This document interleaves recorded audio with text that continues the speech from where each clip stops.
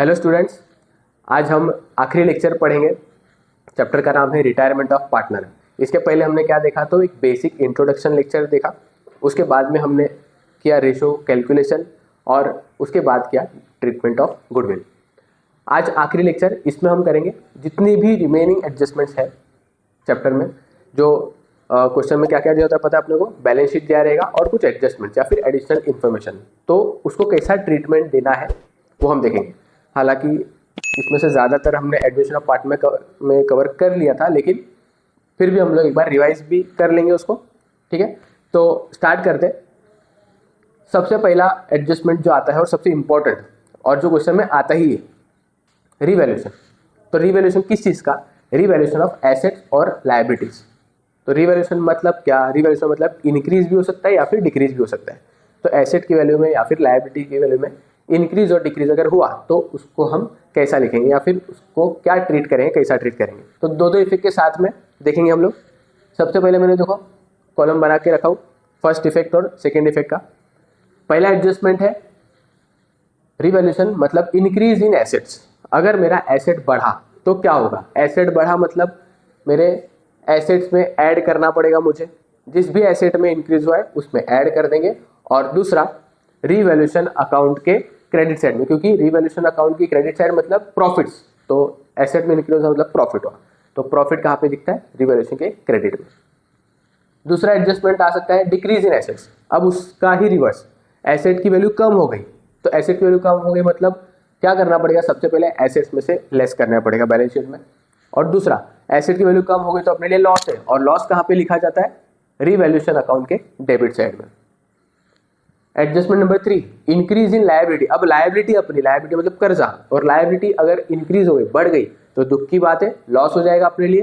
तो पहले तो अपने को लायबिलिटी बढ़ानी पड़ेगी, ऐड टू लायबिलिटी करेंगे, और लॉस हुआ इसलिए रिवैल्यूएशन अकाउंट के डेबिट साइड में।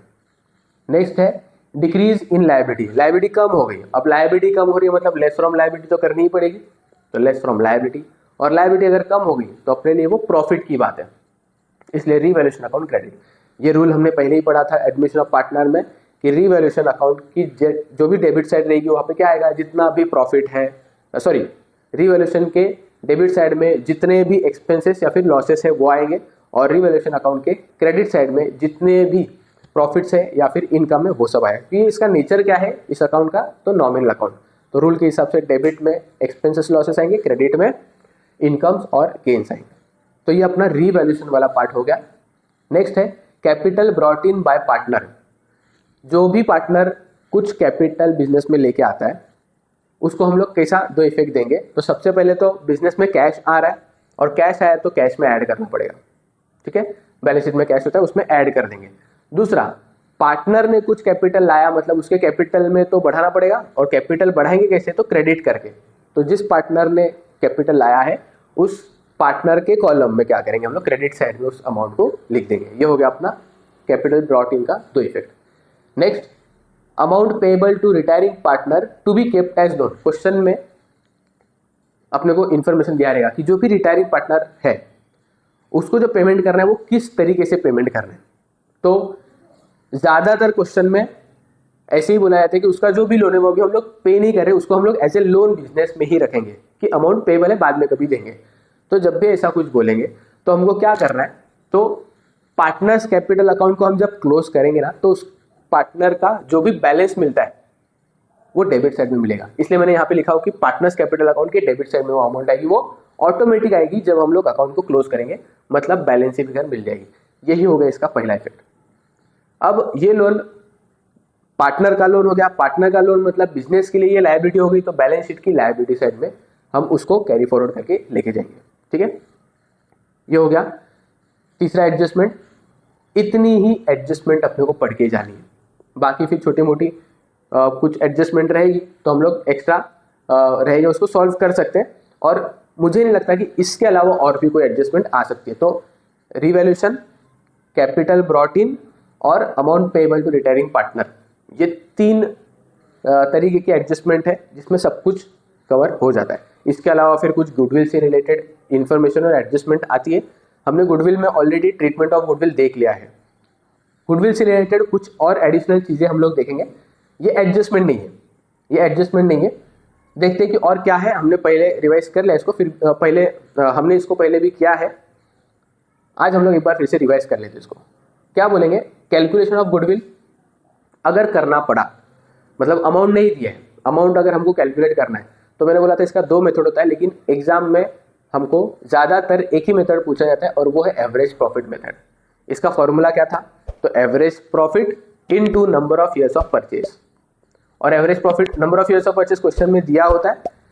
एवरेज प्रॉफिट कैसे निकालते हैं, तो जितना भी टोटल 4-5 साल का प्रॉफिट दिया होता है अपने को, सबको ऐड करो, डिवाइड बाय उतने नंबर ऑफ ईयर्स, तो अपने को मिल जाएगा एवरेज प्रॉफिट, और उसको मल्टीप्लाई करके मिल जाएगा अमाउंट ऑफ गुडविल। तो ये कैलकुलेशन वाला पार्ट हमने ऑलरेडी कर दिया, बस मैंने रिवाइज करवाया फॉर्मूला। क्वेश्चन में गुडविल, हमने ट्रीटमेंट ऑफ गुडविल पढ़ा था ना, उससे रिलेटेड कुछ बता रहा हूं मैं। गुडविल रेज पढ़ा था, गुडविल राइट ऑफ, हमने ये 2 केसेस पढ़े थे, full value of goodwill raise, full value of goodwill write off. वैसे ही रिटायरिंग पार्टनर का शेयर भी रेज एंड रिटर्न ऑफ ऐसा पढ़े थे। अगर क्वेश्चन में रेज डायरेक्टली बोला है तो हम इजीली समझ पाते हैं कि इसका क्या ट्रीटमेंट होगा। कभी कभी क्वेश्चन में गुडविल रेज नहीं बोलेंगे, ऐसा बोलेंगे goodwill is valued at something, goodwill का वैल्यूएशन इतना इतना हुआ, goodwill is valued at digest, मतलब कितने में वैल्यू हुआ। तो अगर ऐसा वर्डिंग्स रहा ना, तो समझ जाना ये लोग क्या चाहते हैं कि गुडविल रेस किया जाए, और गुडविल रेस का एंट्री हमको पता है। तो मैं यहाँ पे ये बताना चाह रहा हूँ कि गुडविल रेस वर्ड डायरेक्टली अगर नहीं दिया होगा तो अपने को हिंट दिया रहेगा कि गुडविल का वैल्यू कितना है। अगर ये भी बोला ना तो भी अपने को गुडविल रेज ही करना है, ध्यान में रखना इसको।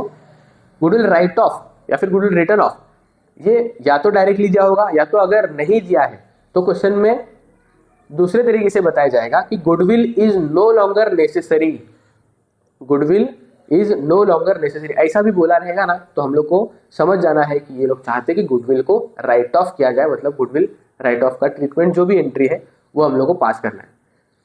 तो ये 2 बात ध्यान में रखना, जरूरी नहीं कि हर बार गुडविल रेज ही बोलेंगे, गुडविल राइट ऑफ ही बोलेंगे। ठीक है, आगे बढ़ते हैं। एक लास्ट इंपॉर्टेंट पॉइंट है, goodwill given in balance sheet. हमको ऑलरेडी क्वेश्चन में ही, क्वेश्चन के बैलेंस शीट में ही गुडविल दिया हुआ है। अब तक हम लोगों ने क्या देखा कि गुडविल हम लोग को रेज करना है, राइट ऑफ करना है, लेकिन अगर ऑलरेडी क्वेश्चन में ही बैलेंस शीट में गुडविल दिया है और एडजस्टमेंट में भी कुछ एक नया वैल्यू दिया हुआ है, या फिर एडजस्टमेंट में बोला गुडविल और कैलकुलेट करो, मतलब अभी अपने पास गुडविल की 2 अमाउंट मिल जाएगी, एक बैलेंस शीट में है, एडजस्टमेंट में भी या तो दिया रहेगा या तो कैलकुलेट करना पड़ेगा। तो अब ये 2 अमाउंट गुडविल के है, इसका मतलब क्या हुआ, तो हमने जो ट्रीटमेंट ऑफ गुडविल में जो 4 केसेस पढ़े थे ना, वो इधर अप्लीकेबल नहीं होंगे। तो क्या होगा फिर, तो ऐसे केस में हमको क्या करना है, इस गुडविल को कैसा ट्रीट करना है, तो बाकी एसेट्स के जैसा, मतलब एक ऑलरेडी ओल्ड वैल्यू दिया हुआ है और नया वैल्यू जो हमने निकाला या फिर दिया हुआ है, तो हमको बस कंपेयर करना है और देखना है कि गुडविल बढ़ा है या कम हुआ है। अगर गुडविल बढ़ा हुआ दिख रहा है तो क्या कर दो, गुडविल में ऐड कर दो। और दूसरा इफेक्ट, ये इंक्रीज इन एसेट हो गया। इन शॉर्ट, गुडविल का वैल्यू अगर कंपेयर करके पता चल रहा है कि गुडविल बढ़ गया है, तो इंक्रीज इन एसेट्स के जैसा ही ट्रीट करो उसको, और एक गुडविल में ऐड करो और दूसरा रीवैल्यूएशन अकाउंट के क्रेडिट में लिखो। ये हो गया दूसरा इफेक्ट इसका। अगर गुडविल का वैल्यू कम होता है तो डिक्रीज इन एसेट के साथ ट्रीट करो इसको, लेस फ्रॉम एसेट्स मतलब लेस फ्रॉम गुडविल, और दूसरा रीवैल्यूएशन अकाउंट के डेबिट साइड में जितना भी इंक्रीज या फिर डिक्रीज हुआ है उतना ही रीवैल्यूएशन अकाउंट में आना चाहिए। ठीक है, तो ये था अपना लास्ट गुडविल का रीवैल्यूएशन। तो ये गुडविल का ट्रीटमेंट में ही कवर होता है, लेकिन इसको मैंने अलग से पढ़ा है। वहाँ पे हमने 4 केसेस देखे थे, ये समझ लो कि एक 5वां केस है गुडविल रीवैल्यूएशन का। ठीक है, रेज एंड रिटर्न ऑफ के 4 केसेस और रीवैल्यूएशन गुडविल। ठीक है, तो इस चैप्टर में हो सके उतना हमने कवर किया है। इसके अलावा और कुछ आपको लगे तो आप देख लेना, लेकिन मैंने इंपॉर्टेंट जितनी चीज़ें मुझे लगी वो आपको रिवाइज करवा दिया। ठीक है, तो अच्छे से रिवाइज करो इस चैप्टर को। हो सके तो लास्ट में लिखना होगा तो इसका स्क्रीनशॉट निकाल लेना। ठीक है, तो मिलते हैं नेक्स्ट वीडियो में। Bye bye, thank you.